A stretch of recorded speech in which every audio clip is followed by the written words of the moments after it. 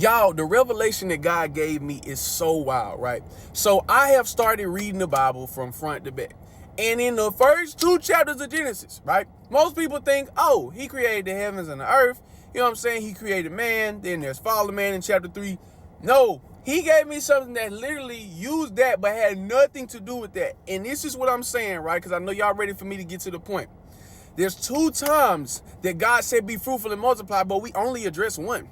We always talk about when he told Adam and Eve, be fruitful and multiply, and we're talking about reproduction. But he also told the land and the beasts of the land to be fruitful and multiply in the first 2 chapters of the Bible. But the reason that I'm talking about this is because the revelation he dropped in my spirit is when we talk about enduring the process of what it takes to get to your blessing, everybody loves to talk about, well, what you learn on the way, God cannot give it to you until you know how to maintain your blessing. I used to just say the same thing. He told me, no, I'm not going to give it to you until you can multiply your blessing. Why? Because in Matthew 28:19, one of the last things that Jesus told his disciples is what?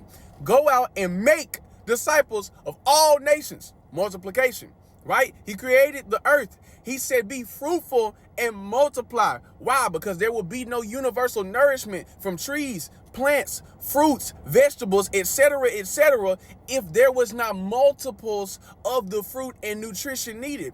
Then he tells man, in order to inhabit all of the land and for there to be strength in numbers and for you to be able to divide and conquer, there needs to be multiples. Be fruitful and multiply. But then here's how it ties to your destiny, your journey, and what God has for you.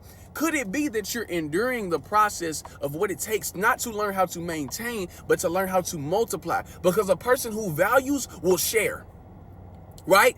Jesus said that he was going to teach them how to be fishers of men. He could have just threw them some fish, but he had to show them how to fish so that when he left, his spirit rested on them in a fashion that says, not only do I know how to keep, I know how to multiply. I know how to create more.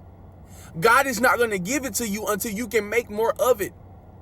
The entire point of what we do on this earth is to do everything for the glorification of his name and the edification of his kingdom. Why is that? Because God shows you how to do something. He then shows you how to show someone else. And through you, that person is now witnessing God, which is why all things must point back to him, because we can't be selfish in receiving the glory for ourselves. No, I did not do that. It was God who did it through me. That's why Paul talks about, I planted the seed, Apollos may have watered it, but God made it grow. Because in all things, multiplication is the goal, but God will not give it to you until you know how to multiply. That's why you have to appreciate stuff on a certain level before you get it, because you got to know how it feels for it to be subtracted so you can multiply when you get it. Not only that, and I want to finish with this, multiplication doesn't come by ones, because the first thing that we learn in grade school is that if you multiply something by 1, it only stays the same. If you multiply it by 0, you get nothing.